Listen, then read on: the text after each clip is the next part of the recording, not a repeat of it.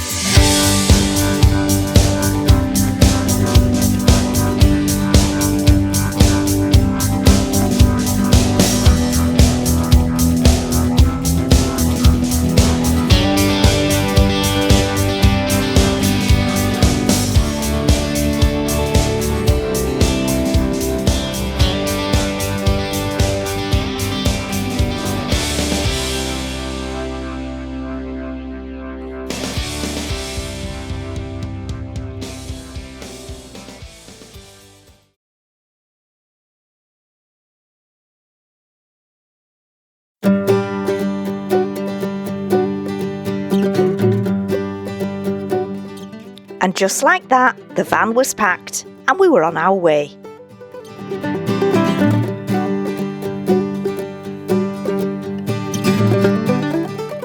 We adore Scotland, and a lot of planning and research has gone into this particular trip. In fact, it's probably our biggest trip to date.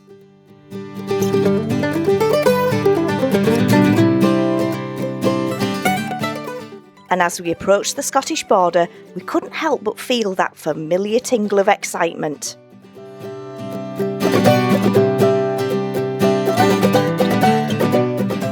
But in truth, nothing could have truly prepared us for all the wonderful experiences that we were to encounter on this trip.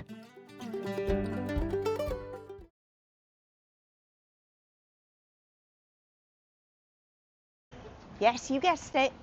We're here. We're in Scotland and we're in Stirling. And we're about to go to the castle. So we've got a few things planned. So if you want to come along, join us for the journey.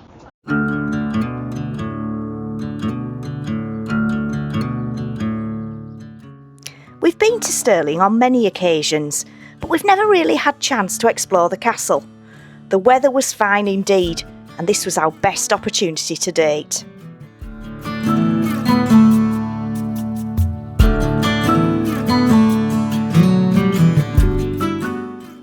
Stirling Castle is managed by an organisation called Historic Scotland.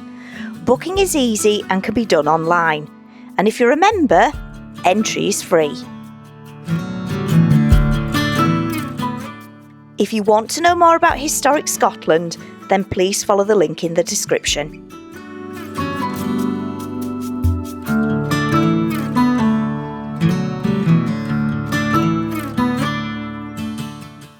Stirling Castle is an imposing but beautiful structure, but it has a rich and varied history, as we were soon to find out.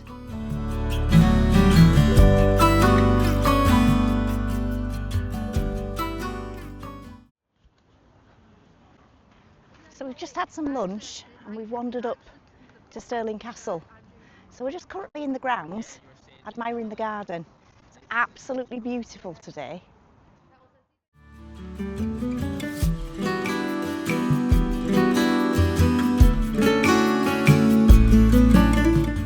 One of the things you can do at Stirling Castle is to walk the castle ramparts.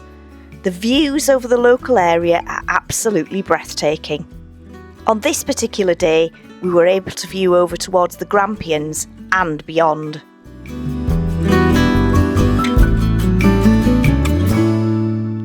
Come along and we'll give you a quick taster.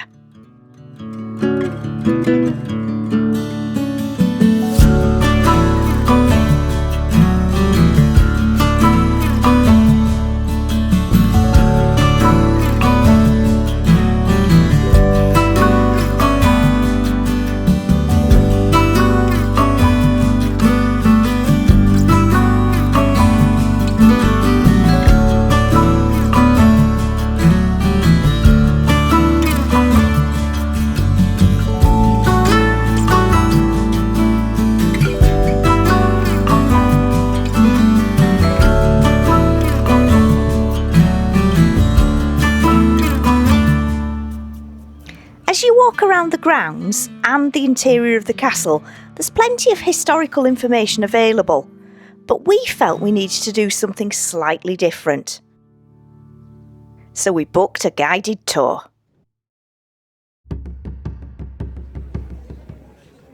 So without spoiling any visit you might have to Stirling Castle, here's a little bit of a background into the castle's history. The castle, much like Edinburgh Castle, is built on a huge volcanic rock, which guards a key crossing point on the River Forth. As you'll soon see, it not only served as a medieval fortress, but also as an extremely lavish home for the Stuart monarchy. It was the childhood home of Mary Queen of Scots, and it was at the castle's chapel that she was crowned queen in 1543. When wall coverings were removed during the 1996 restoration of the Chapel Royal, it revealed beautiful original 17th century paintings, and those are the ones that you will see today. The restoration of the Great Hall was completed in 1999, with its King's Gold exterior and its magnificent wooden roof structure. There are no nails or screws here, only original dobbies, which are little wooden pegs.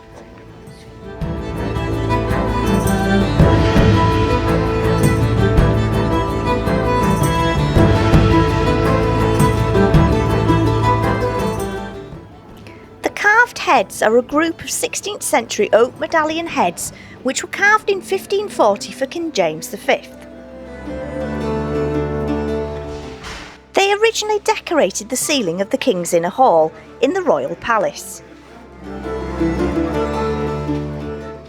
Following its restoration in 2011, the King's Inner Hall now boasts beautifully carved replica heads.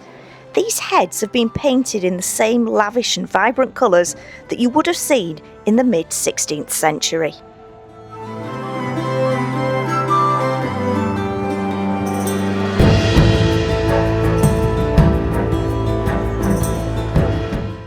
Our tour guide Andrew was amazing, so it's well worth booking on the tour if you want to know as much as possible about the castle.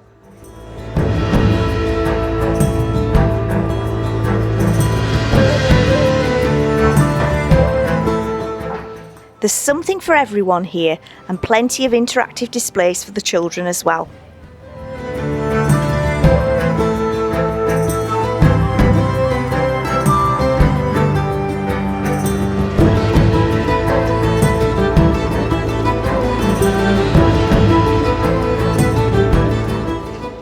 It wasn't until 1991 that Historic Scotland took charge of Stirling Castle, and the long, arduous task of restoring it to its former glory began. The quality of restoration is a sight to behold, and our footage just doesn't really do it justice.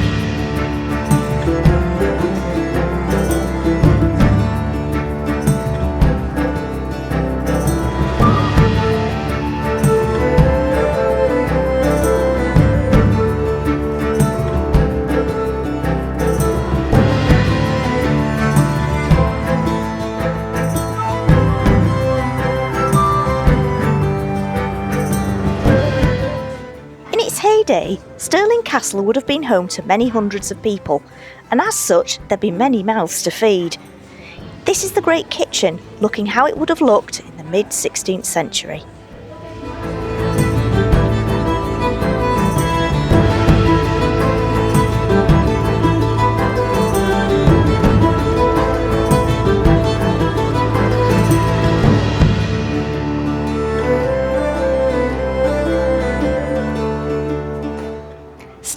castle was still a military garrison until the mid-1960s, and it was home to the Argyll and Sutherland Highlanders.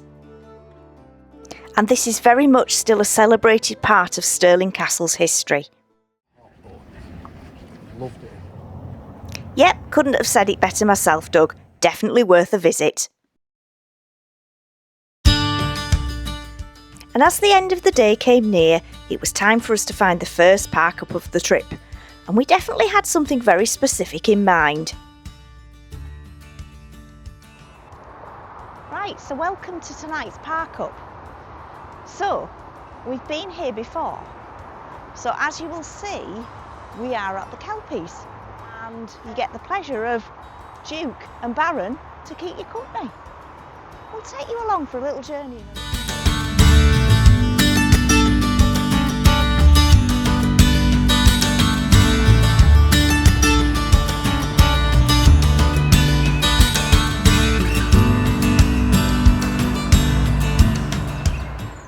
Right, so good evening. We've just had something to eat and we're just on our way to have a little wander around the Helix Park. So come along if you fancy a little look at the Kelpies in the beautiful sunset which is developing. You ought to see what I can see.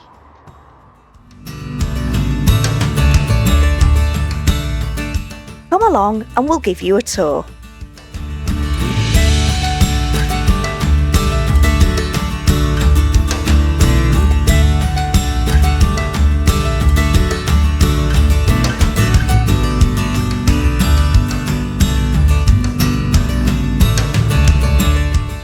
Here's some useful information. So parking is £15 a night at the Kelpies. You can park up from 5 p.m. and there are toilets that are open 24/7.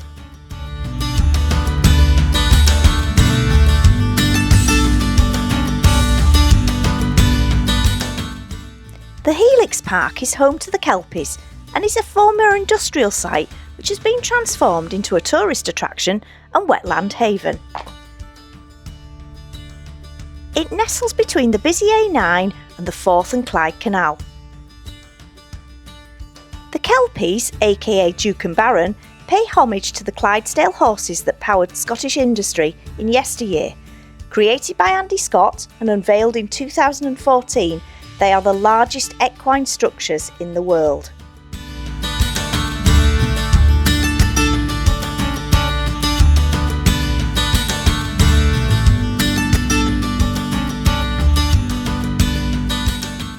And as the sun set, it was time for bed. The next day would be a busy one.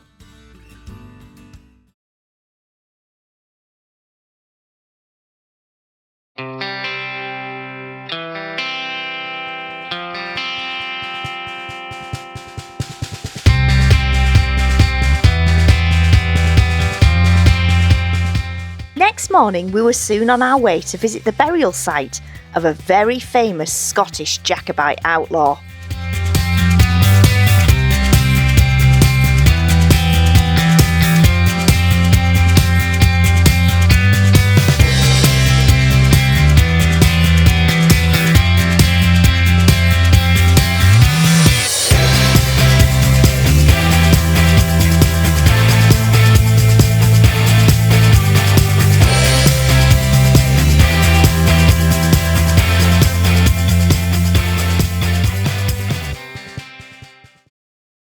We're just about to visit the grave of Rob Roy McGregor. So, if you want to know a little bit more about Rob Roy, come along for the journey and I'll tell you a little bit more.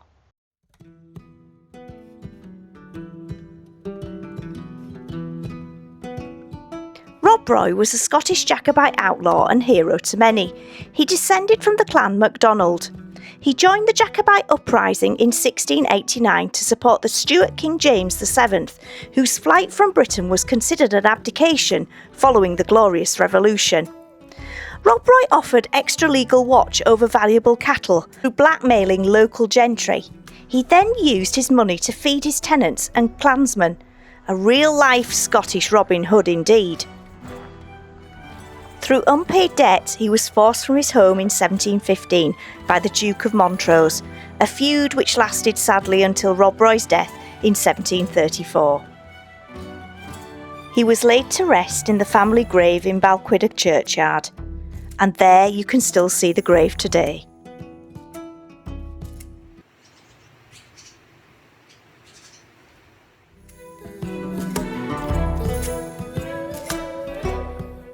And as a bonus, we got to meet this lovely little swallow and her nest of chicks.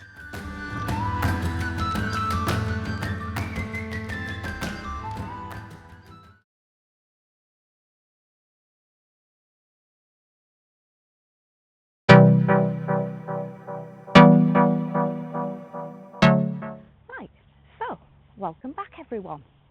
And we are about to visit something all sparkly and shiny. Bring you back in a bit.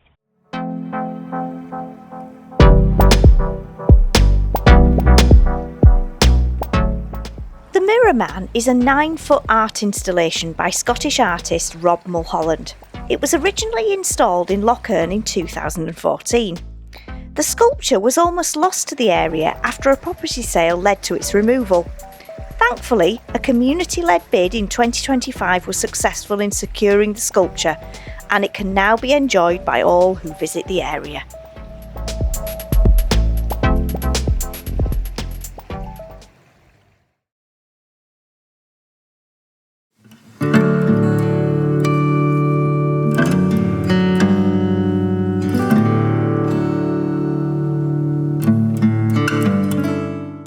And as we pass through the Highlands of Scotland, our thoughts pass to going onwards and upwards. And when I say onwards and upwards, I mean it in a very different way, as you'll soon see.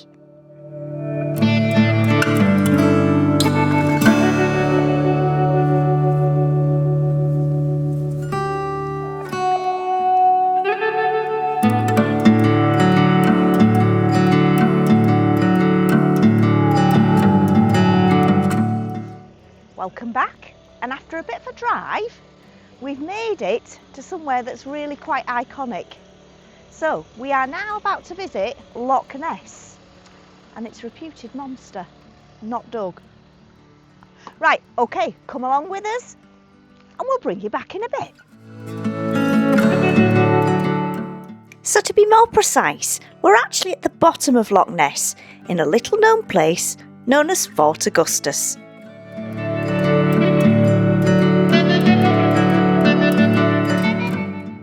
It's here that you'll find a fascinating phenomenon known as Neptune's staircase.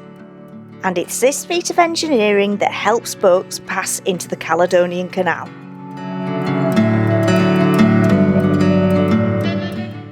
Neptune's staircase is 8 interconnected locks which rise 19 metres over a quarter of a mile, and it takes the average boat 90 minutes to do so. It was designed and built by Thomas Telford.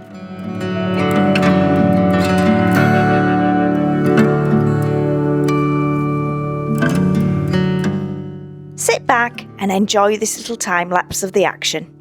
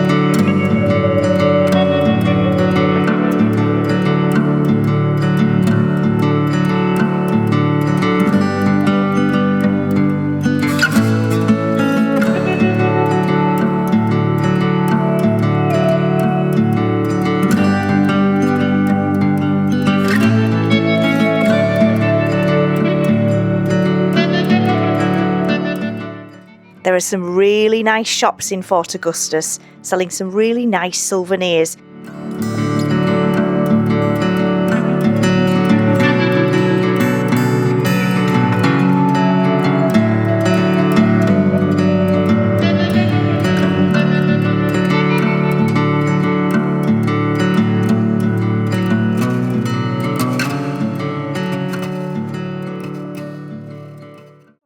Augustus, everyone. But enjoyed watching the various different seagoing vessels making their way along the canal through the series of gates. It's quite fascinating, especially if you're geeky like me.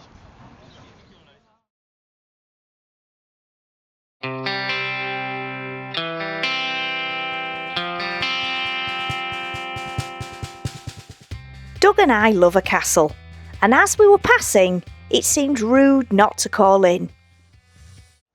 Right, so welcome back everyone. So we've arrived at Urquhart Castle. Now, Urquhart Castle is a historic Scotland site, so as Doug and I have membership, we'll be going in for free. So it's really good value for money. So if you're into visiting a few interesting places, historic places in Scotland, definitely think about joining, because for £9 a month for all of their sites, you have free entry. So already, I think our membership has already paid for itself, and we've still got some more places to go. So I'll pop a link in the description. If anybody's interested in that, definitely look at a historic Scotland, because it's really good value for money. Right, if you want to know a bit more about the castle, stick with us.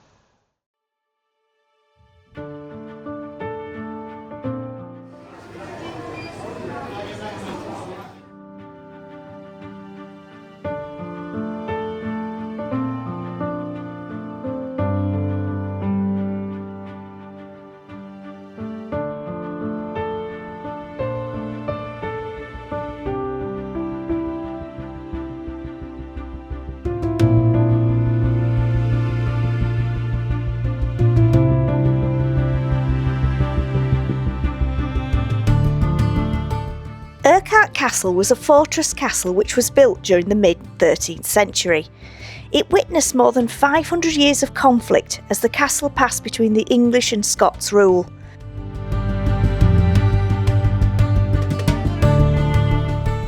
The last of the government troops at the end of the Second Jacobite Uprising blew up the castle, creating the ruins that you see today.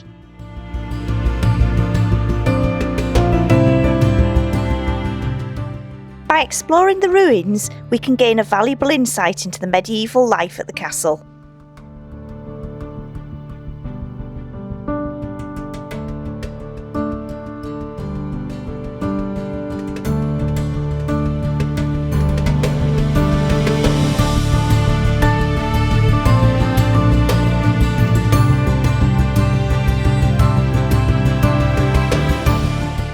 No visit here is complete unless you walk down to the shore of Loch Ness.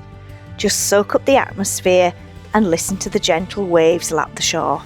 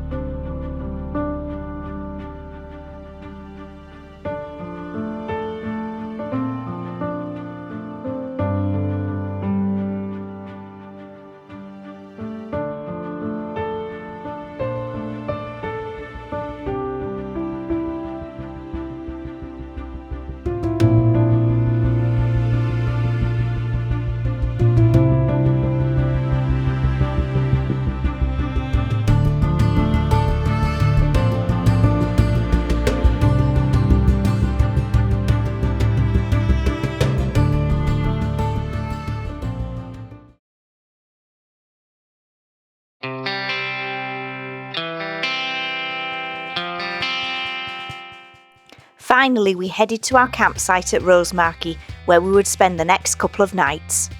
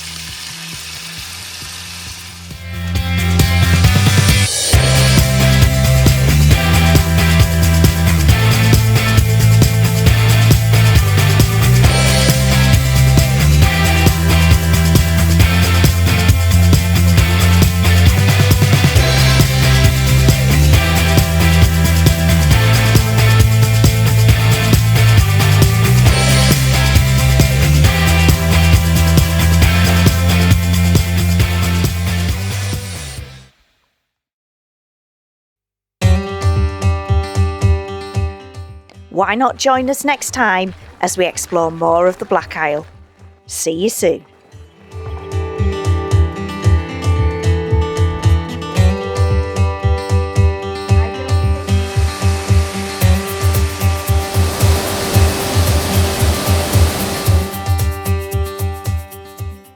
If you've liked our content, then please like and subscribe and hit that hype button.